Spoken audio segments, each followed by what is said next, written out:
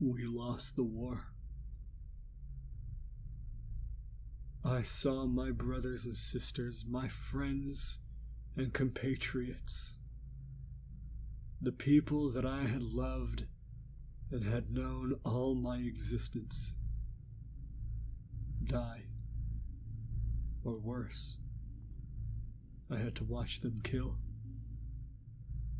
This terrible war was nothing more than a feud over differences. This simple war, where the battlefields were littered with bodies innumerable, was over something so simple. Freedom. Freedom. This senseless war, whose ramifications will be felt and talked about throughout the times ahead, was over something so simple as to who do we owe allegiance to? Do we owe to filthy mongrels that toil in the dirt, or to ourselves and our right to do what we deem as best? No one should tell us that those who should be slaves are more so. Those sorts of laws should not govern us. We should govern us.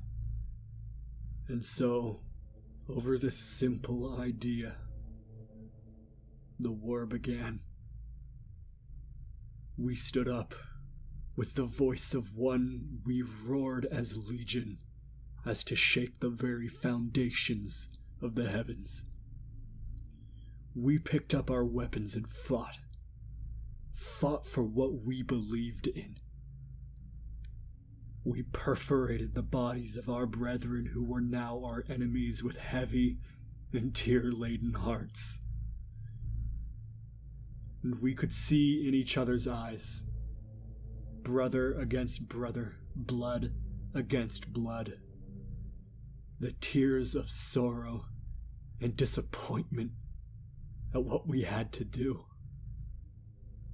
Though no one should stand in the way of what is right, it does not make the price told any less expensive. The battlefields rained with the crimson of our ferocity, the clashing screams of brothers screaming for freedom, while others screamed for loyalty, making deafening sounds rivaling that of thunderstorms. I remember meeting my brother on the battlefield. So many words of love and loss on both our dry and tired lips as we attempted to kill one another. Face to face, blow against blow, each one making us weep. And though we fought viciously, I found myself the victor, impaling him upon a blade and holding him close as I wept, and his final words being, "Though you are wrong, I forgive you." And I wondered, would I have said the same thing had it been my chest that was leaking vital fluid upon the battlefield?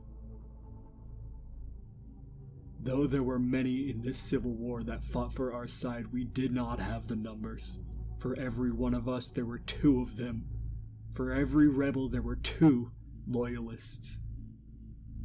And we could not fight those odds.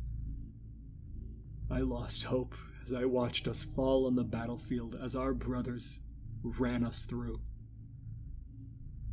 My last memory of the war, before I finally fell, was hearing our leader. He was upon a mound of loyalist bodies fighting tooth and nail against their general. Their general screamed his war cry like a trumpet, and our leader roared in defiance like a dragon. Until finally, he too fell. And now we find ourselves in a place I think of as an eternal punishment for doing what I had thought was right. I find myself languishing in a hell for killing my own brothers for our differing beliefs. Here, On this hell, we will stay until our kingdom come. Here where we fell like stars that had been swept up by a giant dragon's tail. Here where we fell like lightning from heaven.